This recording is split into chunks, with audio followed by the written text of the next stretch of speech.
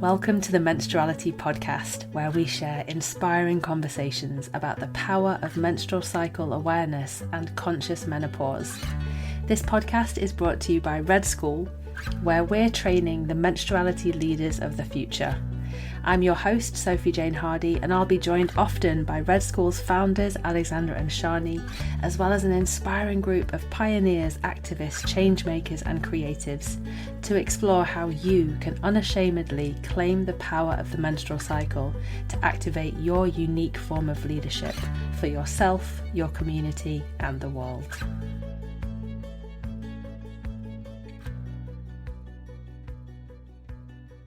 Hey there, welcome back to the podcast. Thank you so much for joining us today. This one is especially for you if you've been wondering how you can practice cycle awareness in a relationship, particularly if your partner doesn't have a menstrual cycle themselves. We get asked this question all the time, so we're especially grateful to our guests today, Lucy Peach and Richard Berney, for being willing to invite us right into the heart of their cycle-aware relationship. Lucy Peach is a period preacher, an author and a folk singer.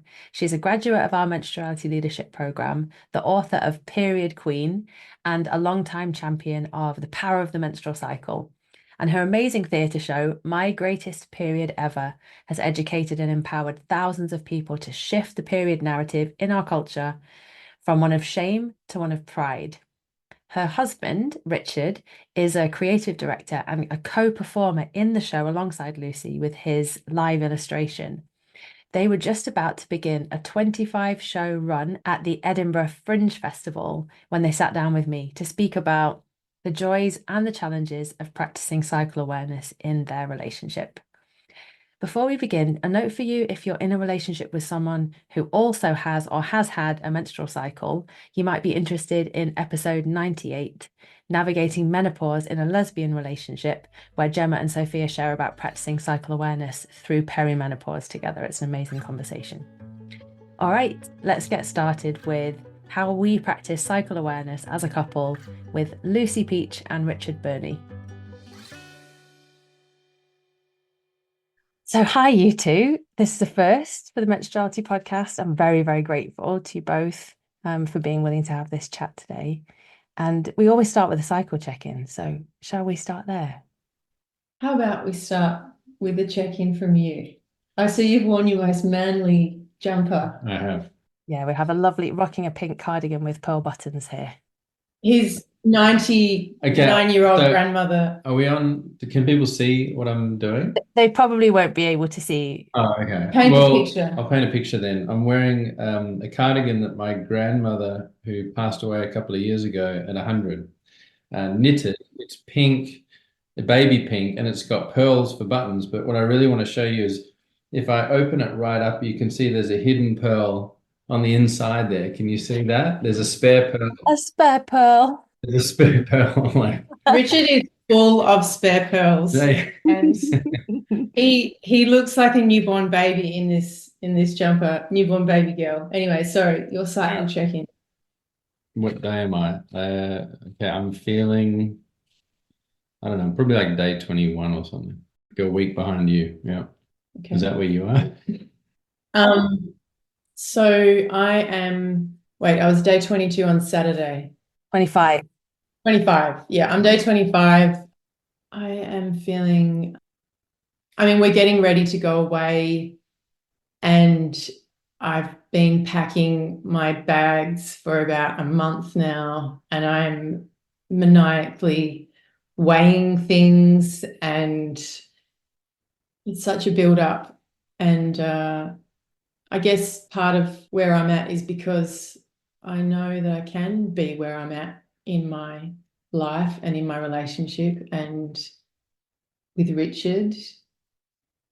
I bet I'm going to cry in this episode. It's too early. I know, it's too early. Just hold it. Yeah. How about you, Sophie? I'm already feeling tender with you two, just being here with you two. I'm kind of similar to where you are, but I'm on a different day. So I'm on day 17, but I think it's going to be a 24-day cycle. I've got this unusual thing going on for me where I'm like ovulating on day 10. You got a shorter cycle. Yeah, but I'm usually 28, so I'm Mm. I'm in that like, whoa, what's happening kind of thing that a Mhm. lot of the guests that we speak to on the podcast who are in the perimenopause and the run up to menopause experience. I'm a Mm. bit discombobulated. But yeah, I feel quite tender.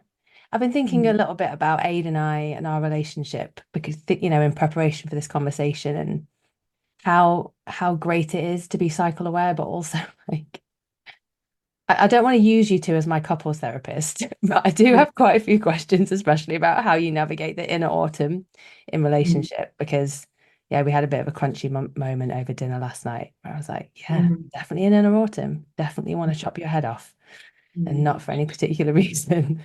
So, yeah, quite tender, a bit fiery, but yeah, glad to be here with you too. But Richard, I Mm. wanted to ask, you've lived with Lucy as a cycling woman for a long time. I'm curious about how you relate to your own cycles. We get this question all the time at Red School. Do men have cycles too? How do men cycle? And I'm just, yeah, curious what kind of cycles you track in your life, maybe like around your creative process. Mm. So, in my professional life, I moonlight as this menstrual doodler in my greatest period ever. So, there's that part of my life. But my 9 to 5, I'm a creative director.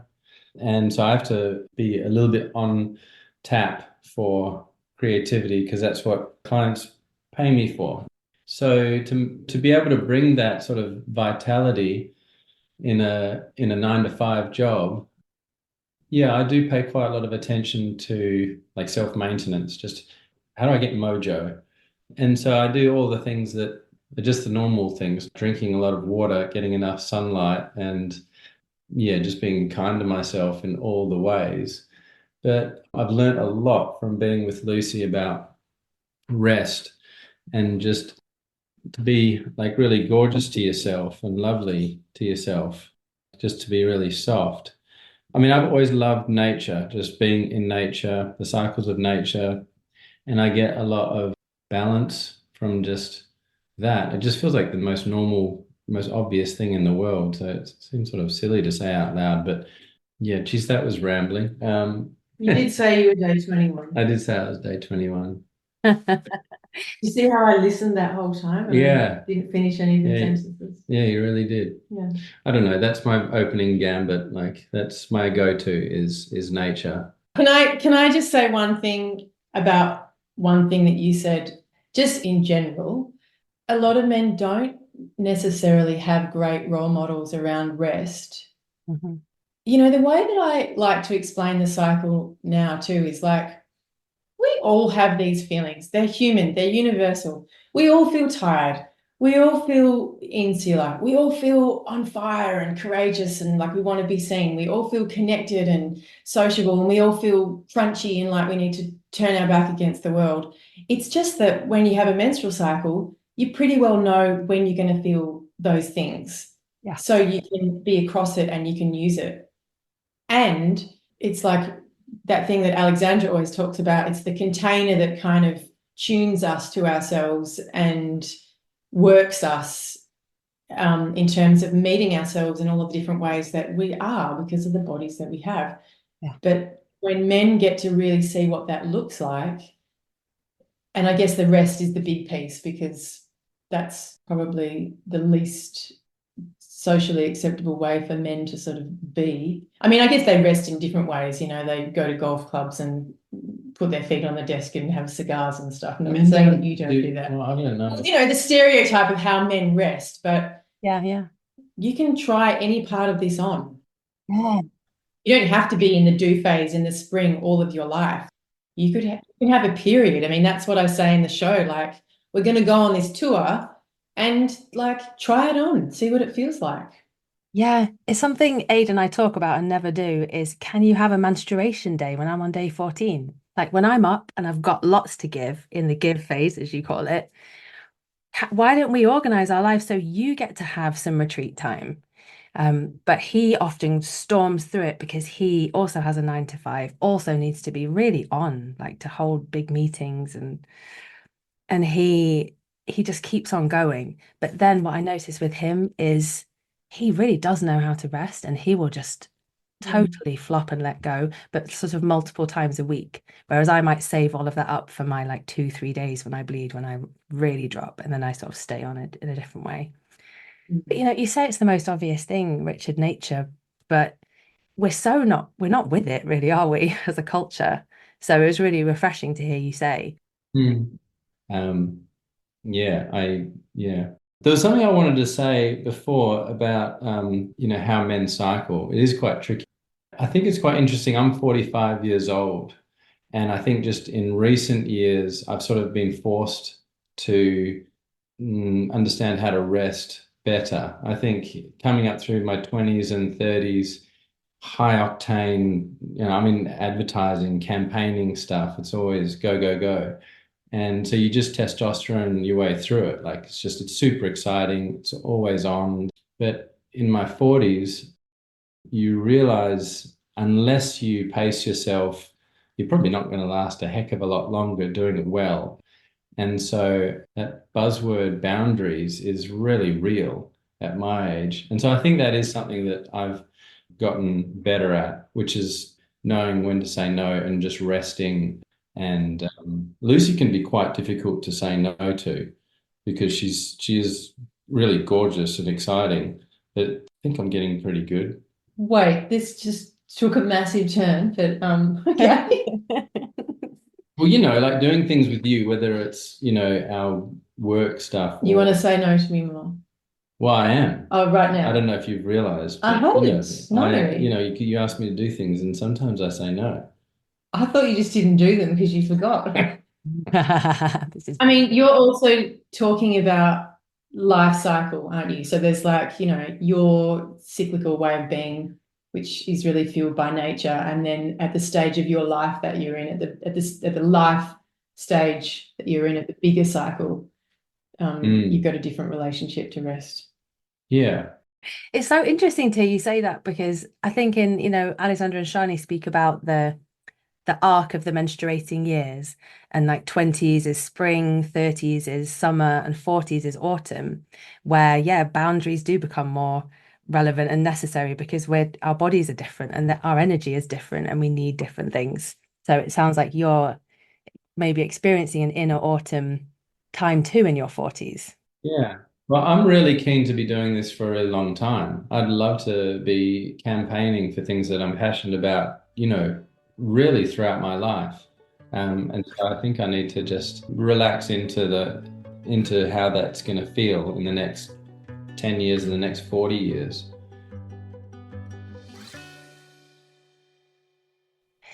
I'd love to hear about your story as a couple, just to like situate us. Could you tell us how you met? Can I tell it or do you want to tell it? You go. Okay. So No, that's not how it happened. So we both had a child from a previous relationship, and back in the olden days, circa 2013, we're online dating before it was okay to say that. And the platform that we met on, the ad had like a couple in a red sports car with grey hair, and It was RSVP. it was okay. I wasn't gonna just go into details, but okay. So anyway, Richard was dancing at home to his favorite song and sprained his ankle, and then was laid up on the couch for a few weeks and got bored and decided to go lady shopping. My friend told me, "Have you tried lady shopping on the internet?" And she showed me all the things, and I was like, "Wow, this is amazing." And so we eventually met, and yeah. Can I tell this bit? I mean, we did, okay. It's like a 4-minute story. I want it. Tell me. So it takes ages to coordinate because she's busy and I'm busy and whatever. But we eventually have date night, and it's at this pizzeria. She's sitting up at the bar and she's wearing like this cool head scarf thing. And there's like weapons on display. That's how I remember it. Anyway, that might have been old farm tools. But, we sit down at the bar and she orders like hard liquor. And I don't drink hard liquor because had one whiskey. You had a whiskey. You were late. Yeah, was I? And so anyway, we sit down, and I, being a very important jet-setting individual, had to be on a flight that night. Not really, but I happened to I had to fly to Cape Town that night for a job. And so I set an alarm in my phone, and the alarm was like, you have to leave at this time. And I was like, okay. So I got my alarm, put it in my pocket, forgot about it. And then we start chatting at the bar. We get moved to the restaurant, and it's great. Like, she is like gorgeous, and I'm not nervous. She's like absolutely beautiful, and I'm not stammering and being weird. I'm just being myself. And I'm like, what is going on? This is fantastic. I have superpowers with this woman. And so we were having this great conversation, drinking, eating Italian, fabulous. And then someone tries to call me in the middle of this date, and I'm like, no way. Like, I'm not answering my phone like this date. And we're chatting, and then someone calls again. And I'm like, geez, Friday night, like nothing is going to be important. Like work, it's not, no, what? They call again. I'm like, geez, this is actually getting a bit much. And I'm starting to think what this could be. Maybe it is an emergency. Lucy goes to the bathroom, and I check my phone, and I'm like, okay, right. That's not anybody trying to call me. That's me. The first time it called, it was like, this is as late as you can leave the restaurant to get on that international flight. This is the big deal. Yeah. So she comes back from the bathroom, and I just say, look, I'm really enjoying our date, but do you think maybe you could take me to the airport right now? Because I have to go like right now. And do you think that would be okay? Or maybe you could just take me home, but I got to go right now. And she takes me to the airport, and I get it wrong. She drops me off at the wrong airport. And yeah, anyway, I made my flight. You did. Yay. Still here 10 years later. And yeah, it's been really incredible to work together on creative projects. Yeah, we made music videos together first. Lucy was a star, and I was behind the camera. And then just helped bring to life some of my greatest period ever. And she said, actually, Richard, I think you should just get on stage and just do whatever it is you're doing on stage. And I was like, okay. Can you tell us about that process? Can you introduce My Greatest Period Ever, Lucy, and tell us about the process of you two working together on it? So my two lives before this menstrual mission really took off were sexual health education and folk singing, performing. And when we were making this music video, we had an assistant who was helping us, and I was giving him a synopsis of what it means to be cyclical and have phases and to align your life to them. And he was just so excited about it and told me, you should make a show. And so I wrote this show, which was sort of like a sex ed session, but it had songs in it and stories.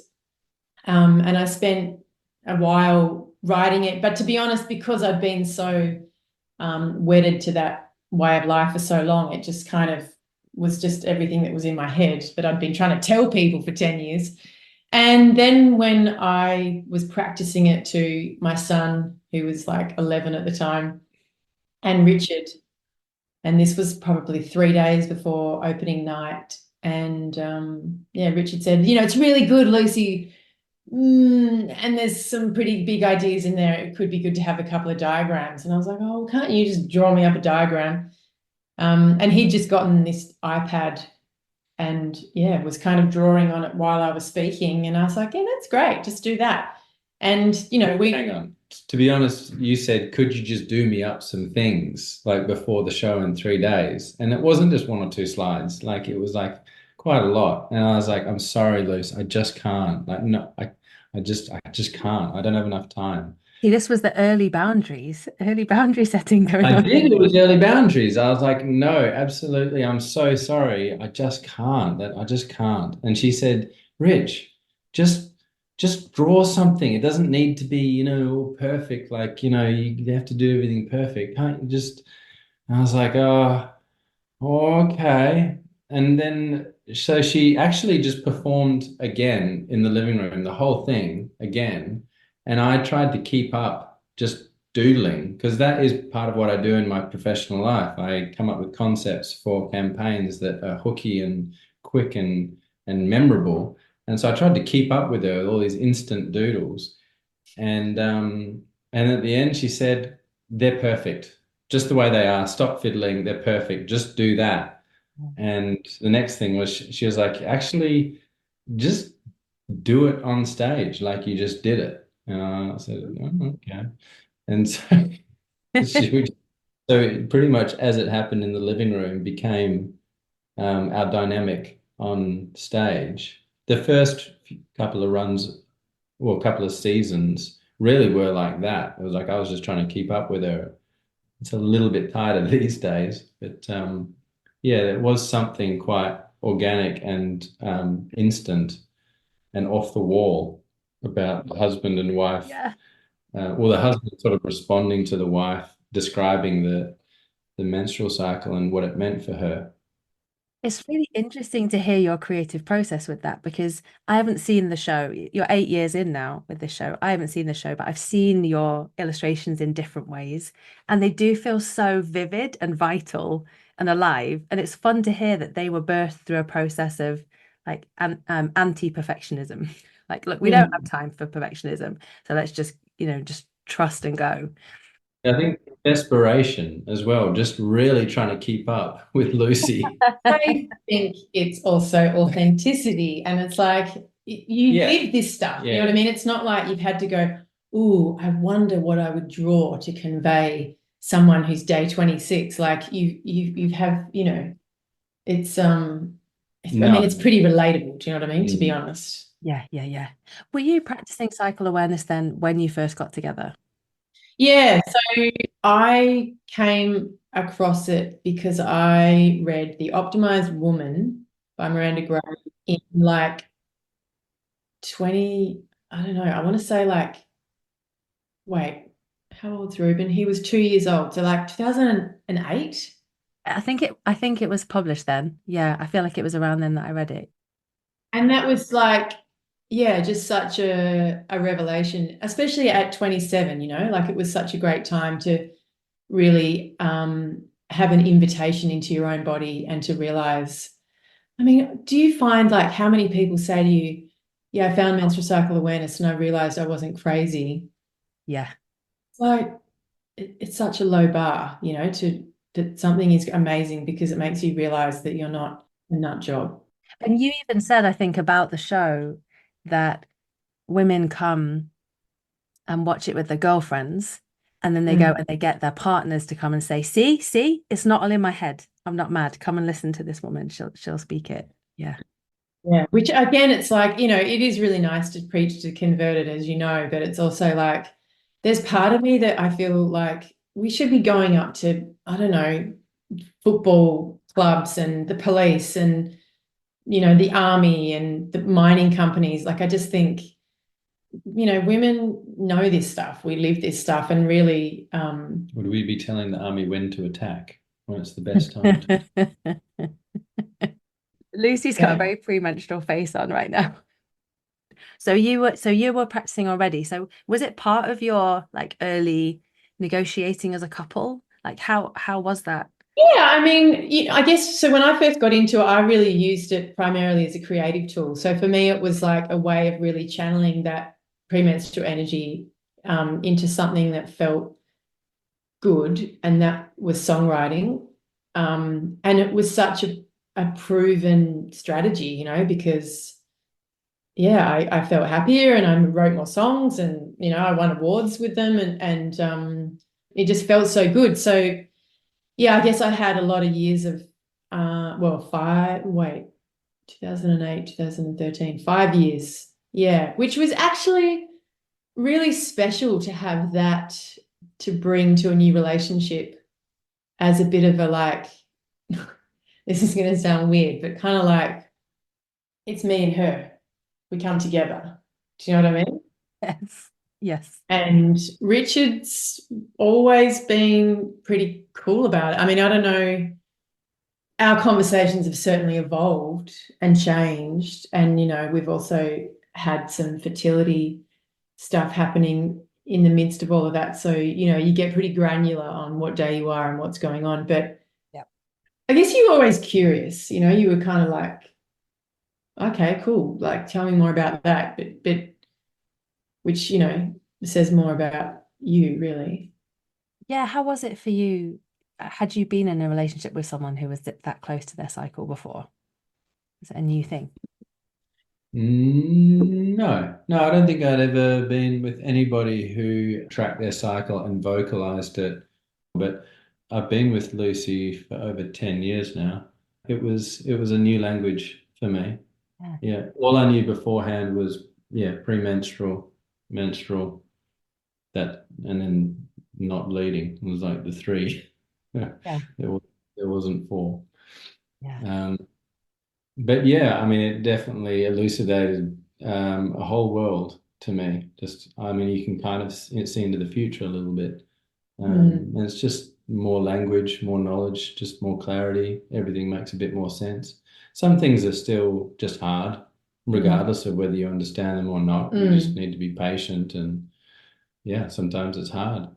So it doesn't solve everything, but it certainly, you know, if you understand everything, that makes it a heck of a lot, I suppose, fairer on both parties, regardless of what's going on. Yeah, it gives a lot of context, I think.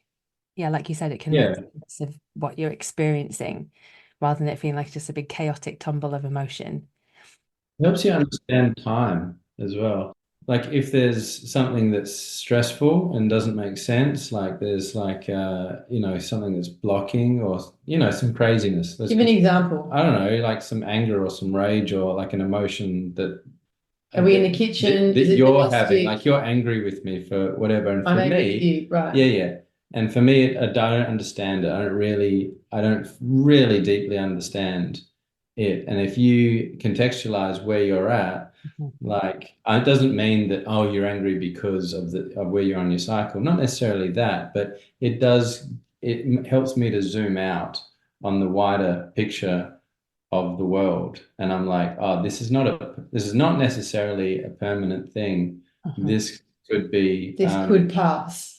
yeah, I just know where I am in the cycle of things. You know, like when something bad happens and you're out at sea and it's like it's all rough, if you don't realize that the weather, you know, if you don't have a weather forecast saying it's going to be like different in 3 days' time, then it's like, oh, maybe this is just what it is now. You know Yes. what I mean? Yeah, nobody wants that. Yeah, I'm being a bit careful with my language because, you know, like it's You're all doing great, by the freaking way. spectrum. But yeah, just knowing where you are, and that's not just for the cycle, it's for all the man cycles that you asked about earlier. When I talk about this, I think about business actually. When things are bad in my business or and I realize, oh, it's okay. It's just a storm. Like I've seen this before. It's okay. I get a lot of peace from that.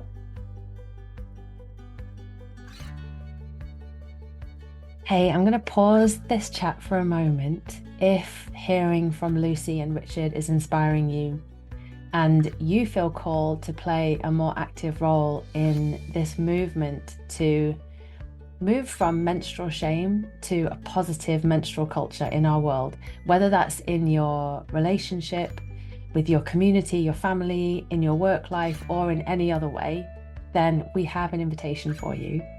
Our Menstruality Leadership Programme is the world's first leadership training designed for nurturers, creatives, teachers, mentors, coaches, therapists, all kinds of people, all kinds of change makers to realize your full authority and leadership through the power of menstruality.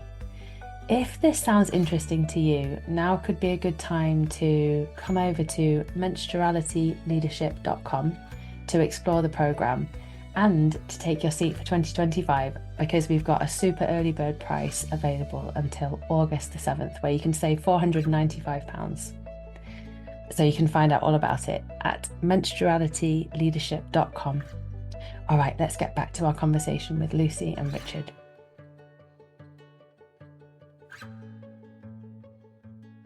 One thing that Aid and I do is we've got a shared Google Calendar.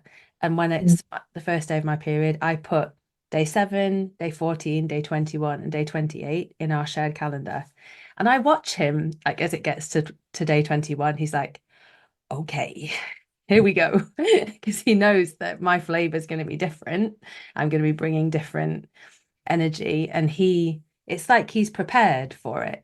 This is so interesting, because I feel like, especially when you're on Instagram and you look at all of these reels that people make about, their Labrador boyfriends or whatever's going on now, and the way that it can look, to hold space. And, okay, I'm just going to do a bigger circle around the story. But in one of the workshops that I do, I get people to make their own map of their cycle, and then to articulate what their needs are throughout the cycle. Yeah. They might do it with a collage, and there's music on and snacks, and we're all kind of lying around and having this big play. And then the last part of the activity is, okay, in a small group of people, hold up your map and show someone your landscape and run them through your world and verbalize, without having a conversation, what it is that you need at different parts in the cycle. And for some people, they've never even said something like that out loud. And it's interesting to just notice how people respond to that invitation.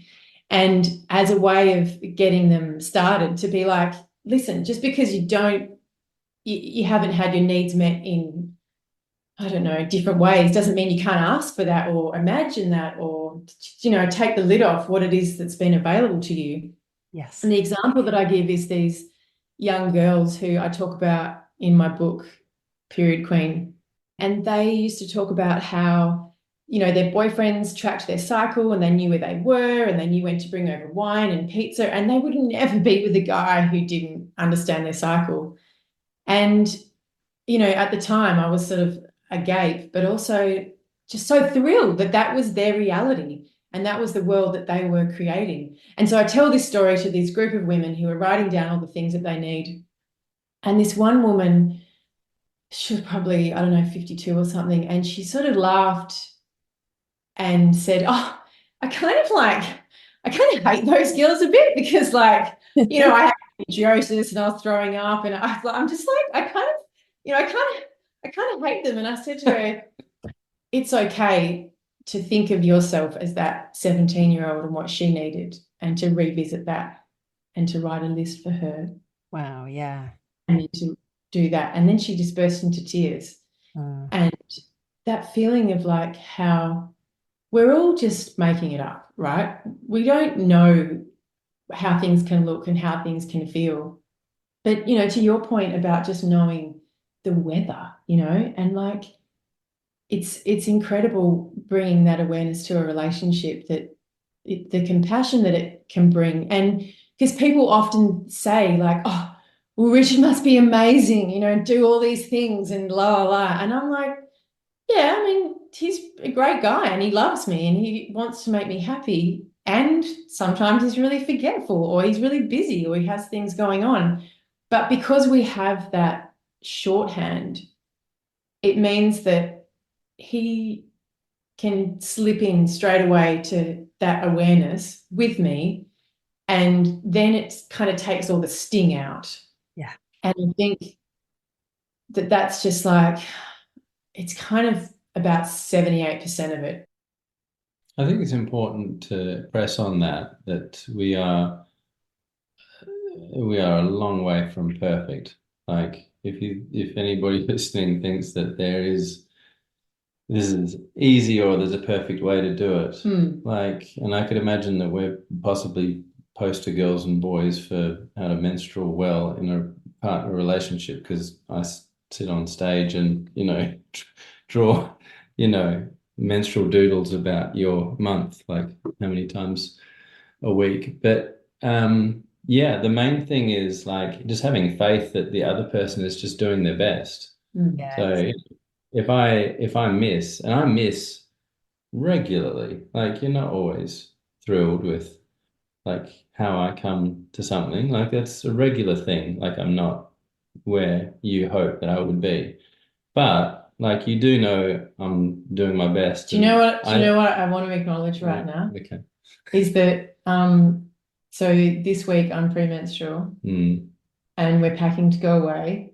Are you gonna cry? No, Okay, this is the light. just the light. It's me, I'm projecting.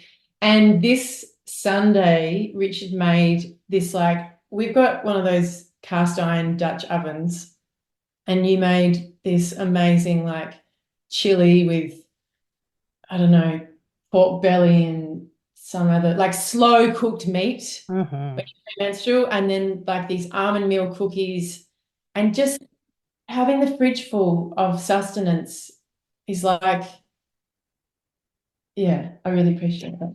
Is that what you were thinking of? Wow. Yeah. Okay. I was just thinking it's Yeah. all, I mean, it's like love language, isn't it? There's all these different ways.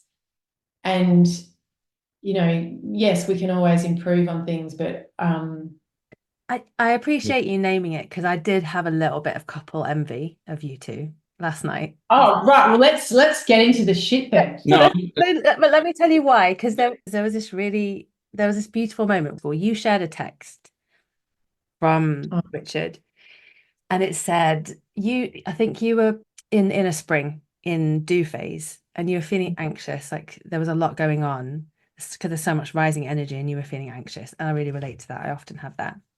And then Richard said, "Baby, I love you in all your phases. I'm with you 100%." I was just like, I melted. Like, isn't that what we all need to hear? I mean, all humans. But I did have a moment of like, oh, they're amazing. They've got it all together. And it's obviously it's not true because relationships are fucking hard. And Aid and I 100% don't have it all together. But the word that's coming to me is repair. You know, like it's not about not having rupture in any relationship, is it? It's about, okay, how do we come back together after that moment and make the repair? And I feel like cycle awareness gives a context for the repair. Yeah, it's really good for that. The other night we were having a bit of a moment, and I think I reminded you that we've done it before. We've done well before, like just remind each other where we've repaired well previously, and you felt really empowered by that. It's like, oh yeah, we're good at that. We're good at getting back up. Yeah, like on Instagram, there's probably lots of moments where we're being perfect couple, you know, all that you don't stuff. even know what I put on I don't know Instagram, what Richard. we put You've on got no Instagram. idea.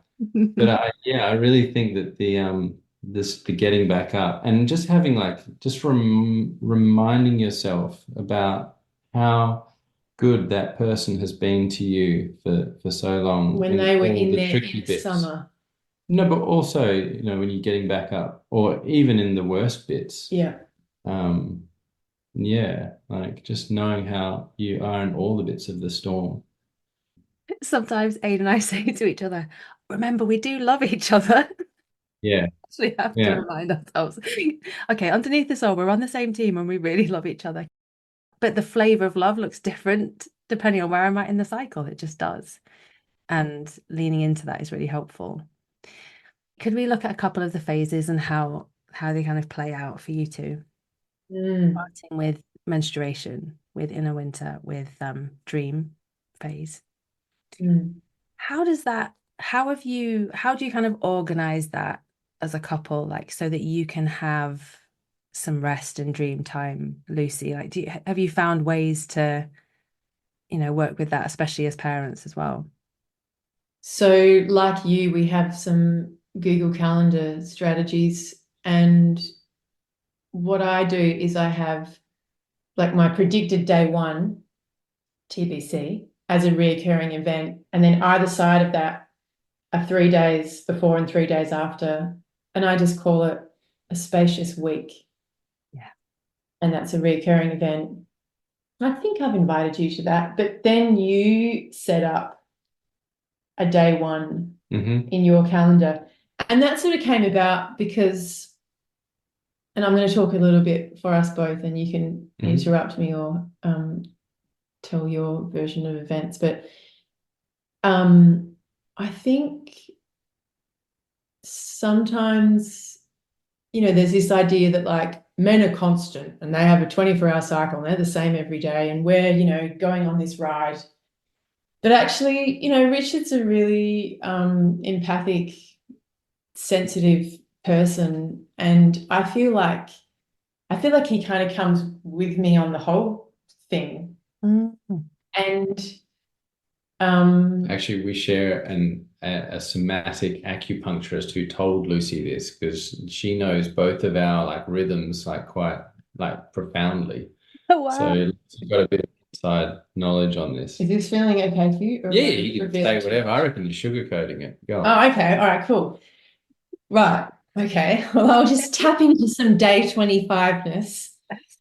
And yeah, I was kind of like, well, there's two things that I want to say. And one of them is around, like I mentioned before, fertility, trying to have a baby as when you're older, it can be really challenging when it doesn't fucking happen, and you're still trying. Just to say, Rich, I don't know if you know this, but we had 4 years of trying to conceive before Artie and IVF and all that too. So yeah. Yeah, wow. Okay. Well done. Sophie. Yes.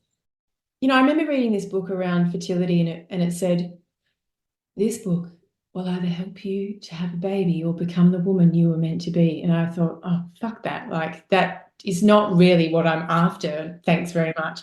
But actually, I can see how, 7 years on, there really is some truth in that. And I guess, you sort of look under every stone thinking, is it this? Is it the tightness in my hips? Is it childhood trauma? Is it past life? Blah, blah, blah. And I said to Richard, being pregnant, getting pregnant, being pregnant, giving birth, it's a very vulnerable state to be in. And what if on, day 29/day 1, I totally gonna cry. What if I didn't have to ask for help? And this is like, I guess it's a stretch goal for us, because I don't like asking for help. I want to be able to do everything myself all of the time. I want to be this autonomous unit, and I want to be taken care of, when I'm vulnerable. And what if I could lean into this knowing that for that kind of couple of days, you would scoop me up and I wouldn't have to say, can you help me with this? Or can you help me with that? Or could you manage this? Or can you organize dinner? Or no, I don't want to have 10 people over for dinner, or whatever the thing is. And I just knew that you were kind of holding that.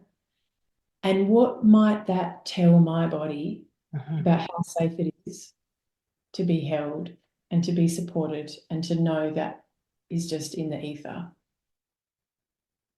What if? And so that has been, I guess, something we've been exploring, because Richard, he's a really busy person. He's committed to a lot of really important things. He does lots of work for free for things that he believes in.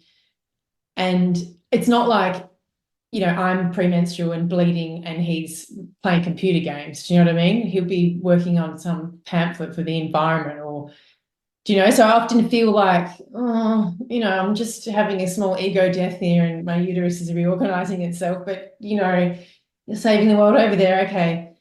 And so what I was noticing was that we'd sort of had this conversation about how to meet that vulnerability with also this view to supporting potential conception, but then feeling like, but I don't want to ask anything of you, Richard, if you're coming to this empty yourself. If you're also premenstrual and I'm premenstrual, we've got a fucking problem here. Do you know what I mean? When you're navigating fertility stuff, I think that happens a lot because it's so taxing for everyone involved. Yeah. So yeah, exactly. Premenstrual at the same time, 100%. And then he was like, okay, I'm going to put it in my own calendar and have my own, sort of visibility on this, because, yeah, it's like I need you to kind of come to this with something in the tank. And this, in a way, is where the whole perfect couple thing around this just becomes undone, because like it took me a lot longer than really it should have to recognize just how important it was and how I could build it into my to my life and my cycles and what have you. It didn't come quickly and naturally. It was a bit of a fight to get me to lock it in. It still is, to be honest. Like I still, if it bumps with like something that, I've taken myself off on some other wave and it's like, oh my God, like, okay. Yeah. It's tricky. I feel like it's a bit unfair. I feel like age should be here too, as like some manly support for you, because I think he would say exactly the same thing. But when you say that you should have done it quicker, I just look out at the world and Mm. how unmenstrually savvy it is. Mm. And because of that, of course, it's going to take a long time. Like we've been tracking our cycles for what, like 13, 14 years, and I still struggle with it. It's like this is kind of a lifelong, well, a Mm. menstrual life cycling long thing. I think we have to be kind to ourselves with that, I feel. Mm. And different people explore that in different ways. So I guess it's like, depending on how you love your partner, like the things that you do. And then, because obviously you don't have to have a personality transplant, like it's literally just another layer to how Mm. you relate to each other. And I guess the other thing is like, you, you're probably never going to fully get it because you don't live it in your body. And so that means that we've got to keep talking about it until I go through menopause, and then we can talk about that for 10 years, A whole other thing. Yeah. which is a whole other thing. But also it's just connecting, isn't it? It's like it's part of the fabric of your life. And yeah, I guess, because the other thing is I think people often assume that, if you're in this work that you are just living and breathing it every single day. And I mean, I guess I am, but I'm not like lifting weights on day 10, for instance. Like that's not really important to me. But for me, it's really about giving women and people with periods permission to fully inhabit their bodies. And then whatever else that opens up, that's the really interesting bit. And that's the portal that it gives you. And like I talk to women all the time who are, moving on to menopause, talk about that experience and not being able to share that with their partner. And it's the world that we're in, and it's just where things are at. But it's such a missed opportunity because it's also just something that you're going through and that you're interested in. And like, yeah, we can do it together. Aid is really into AI, and I could not be less interested. But he really does try to get interested in my menstrual cycle. So I really do try to get interested when he's telling me about data engineering and the latest AI breakthroughs. And like sometimes I'm like going through to-do lists in my brain a little bit, but I really try. It's you mentioned love language earlier, and that's really relevant here too. Like that, yeah, the way we love each other is different. Yeah, because I mean, it's like any of those sort of quizzes, like even the Myers-Briggs stuff or whatever people do now. Like I could do that at every different point in my cycle and get a different answer. Yes. And I was just thinking that the other day, and I was like, am I actually an INFP or did I just do it yeah, on day 23? Yeah. totally.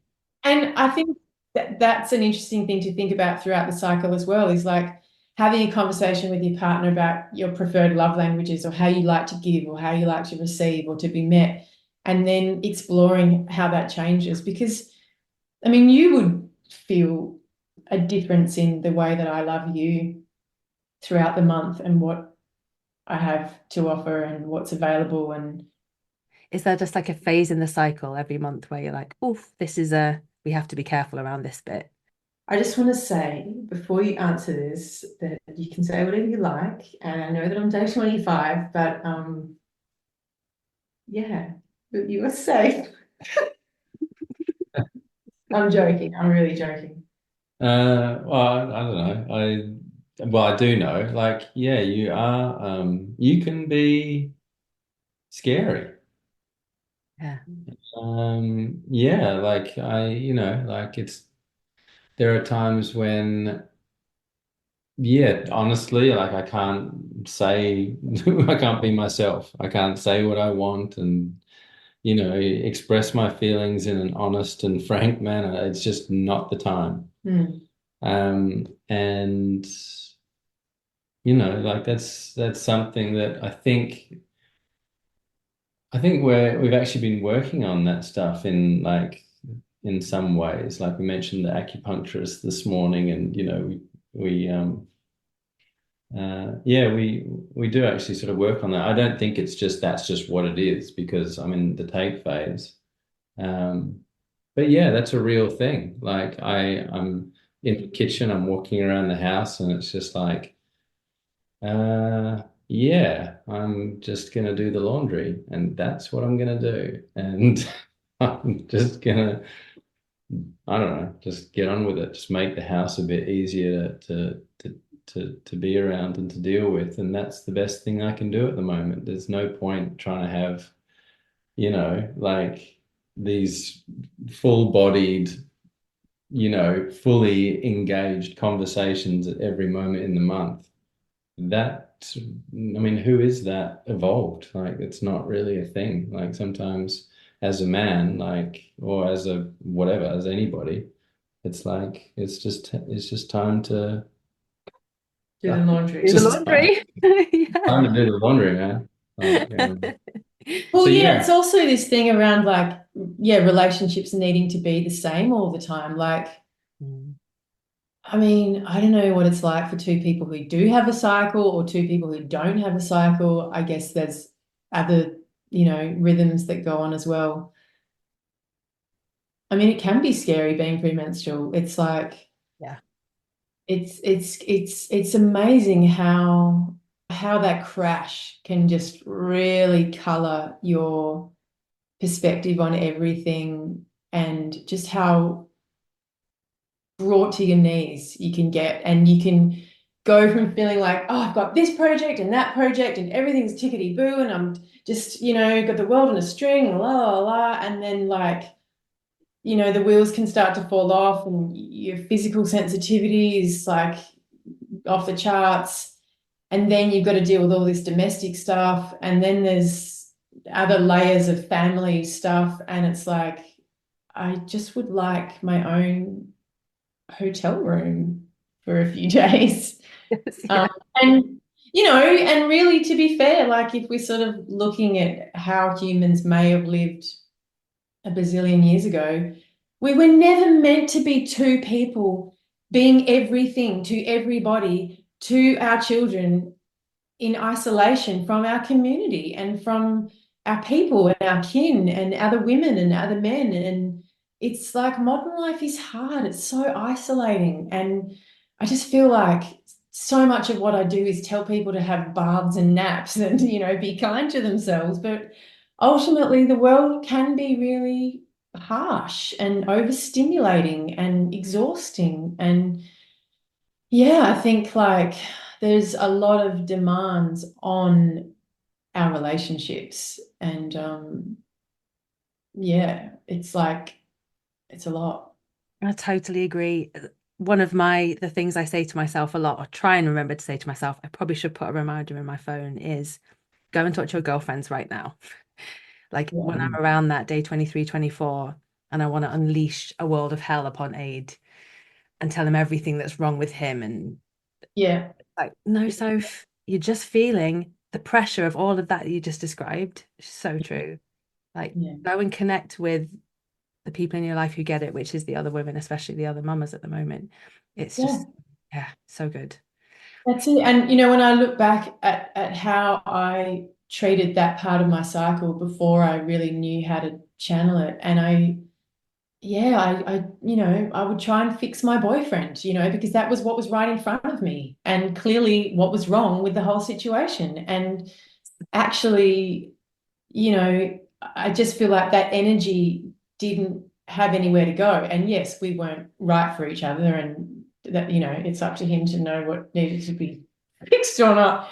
But just, yeah, that permission to sort of feel all of the things and be with yourself, and to be with that discomfort, and then to have that, in yourself, and then to be able to have that in a relationship where, you've got that shorthand that this isn't the shape of our lives forever. And like you said, reminding each other we do love each other, and our relationships ebb and flow as well. It's like, just because the waves are coming in and out doesn't mean. Yeah, there's seasons to relationships. There are seasons. Yeah. I always Yeah. remember Michelle Obama saying, look, if you're married for 50 years and 20 of those years are really happy, you've done really well. Like, thank you. That's a more Yeah. realistic goal for me. Yeah. Hey, I want to honor your time. I just want to share something. This is from another text that you sent, Richard, that you don't know is out there in the world. But I just want to share it as kind of perhaps for the men listening, and thank you for listening all the way through if you are men, is like something that you said to Lucy when she was on day 24. And it was a moment of doubt for you, Lucy. You'd said something like, I'm an artist taking the menstrual cycle into a corporate space. Like, obviously, this is going to feel hard, and I'm going to question what the heck am I doing? And Richard, you sent a message saying, I love you. You're an incredible person with a future full of love and deep purpose. And again, I had a like melting moment. And I think you shared in the message, Lucy, for anyone who doesn't have someone saying that to them in this phase of their cycle, here's a message for you, because that's generally what I need to hear around that time. So for anyone listening, quote Richard. Do I feel like it would be really remiss as well, to not also add that, you actually have supported me to do this work and to get this far. And you might not know what single day I'm on all the time, but I wouldn't be doing this in this way if it wasn't for the way you have supported me to work in all of the ways that I work. And that's massive. Well,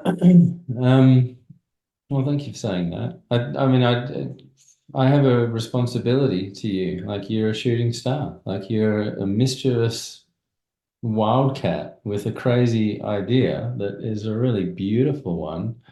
Yeah, I got you. You were what I got, and I had to do what I can to, like, let this thing that is bigger than you, but to just give it its best shot. And my role, this is hilarious, actually. The other day, I was talking to our somatic acupuncturist, and she sort of practices a bit of Chinese medicine, and she was like reading my pulse, and like she was going off into the third eye and saying, how I am and what was going on. And she said, thing about you is, Lucy is the dancer and you are the pole. Oh my God. She was like, Lucy is this amazing dancer, and I can just see her dancing, but she really needs the pole. Like, you can't be like this fabulous dancer without. I think most people would say, you need the rock or you need some foundation. She was like going into this, like, basically this stripper metaphor. Like, and this is like a really, like, she's a full guru. It's like classic. I don't think she was really thinking about what she was saying. She was just channeling. And suddenly, like, she's channeling Lucy as this exotic dancer, but I'm the pole. And I take my role as the pole.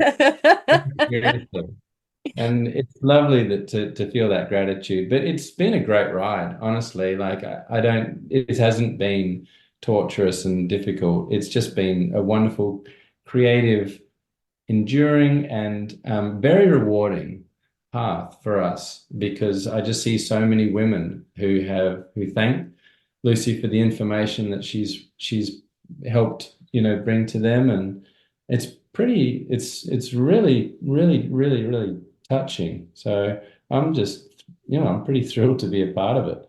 And I never thought I'd be on a stage, like in the theatre show, like that. I just never saw that coming. So, it's probably at this point that we should mention that you're about to get touched by a lot more, because we're going to do this show at the Edinburgh Fringe Festival, and in terms of endurance, it is going to be an enduring. there's a lot of shows. How many shows are you doing? We're doing 25. Wow. I'm really doing 25. You say this to me every time. I actually just don't accept that. I just don't think that's what's happening. We've got one day off a whole menstrual cycle of shows. Yeah. We'll be 9 shows in. I'll be like, are we nearly done now? That's amazing. And when does that start? It starts on the 29th and 30th of July will be at the Aberdeen Performing Arts Festival.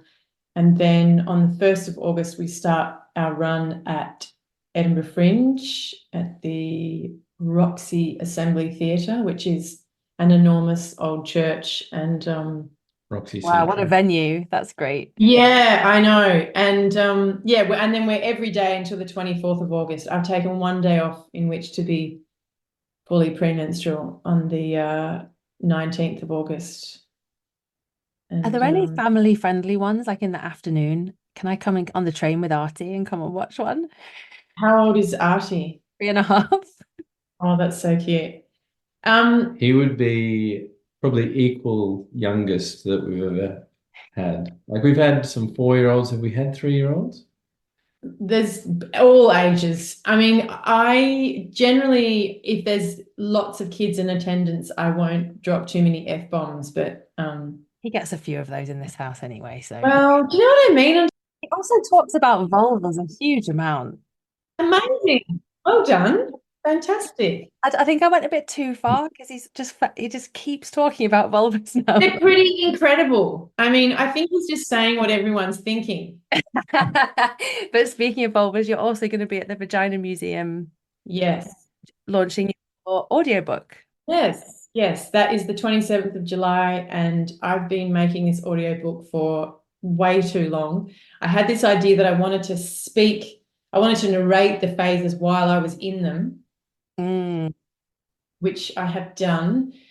And I put music in there, and it was just been such a joy to make, and now it's finally finished. And when I realized that the Vagina Museum existed, I just thought that's probably where I belonged.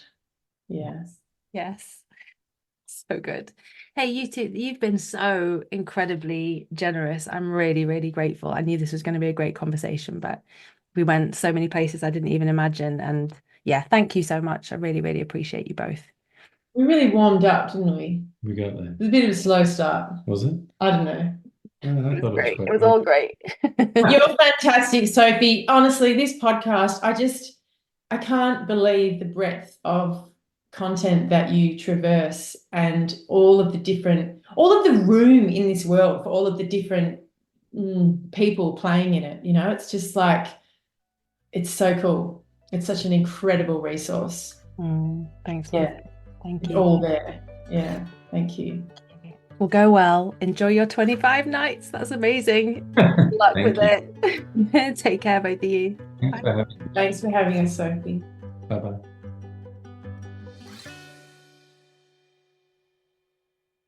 How amazing was that? I am really moved by how willing Lucy and Richard were to just invite us right into their process. And I'm curious what it sparked for you. If you're in a relationship, has it given you any inspiration for how you could practice cycle awareness together? You can always write to me at sophie@redschool.net. I would love to hear from you. And I'd also love to hear if there are people that you would like us to interview. If there are topics you'd really love us to cover, you can always write to me, sophie@redschool.net. Thank you for joining us this week. Thank you for being with us all the way through to the end. If you don't already, please subscribe to the podcast wherever you listen, on Spotify or Apple or wherever it is. And tell your friends about this episode. If there's someone who's in a relationship and wanting to bring cycle awareness more alive, then please forward this episode to them. All right, I will be with you again next week. And until then, keep living life according to your own brilliant rhythm.